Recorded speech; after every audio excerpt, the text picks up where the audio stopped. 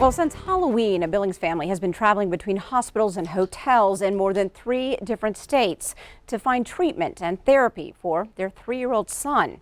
And yesterday, after a long 3 months, the family finally returned home.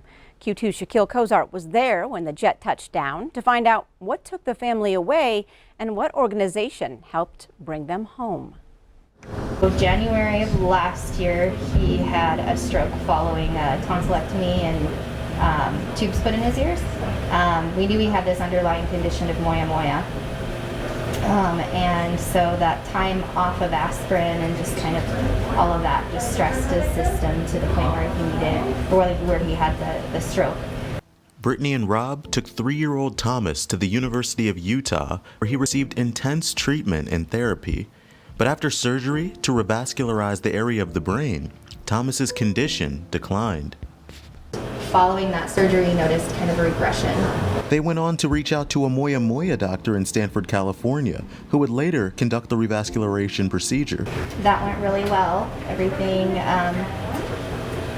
especially after we've had these scans done this time around, show a really good take of the procedure. So they thought that Thomas would be a good candidate to go for inpatient therapy. Lucile Packard Hospital in Stanford, where Thomas received treatment, does not have an inpatient therapy program for infants. Rob, Brittany, and 3-year-old Thomas went out to Children's Hospital, Colorado. While we were there, Thomas had another issue with his brain where he had too much fluid in his ventricles. So he had to have a shunt put in. Within 6 weeks, he had a stroke because that side had occluded so much, the carotid artery. Brittany and Rob contacted the hospital in Stanford again.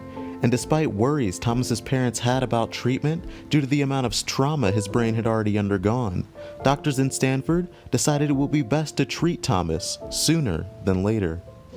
The stroke that he had most recently affected his speech and ability to eat and some of his right side. So to be originally going to therapy for 3 weeks to try and regain a bunch of function, and then having to be in a position that we're worse off than when we left is very frustrating and hard. But we are really grateful that we were in a hospital when all this happened.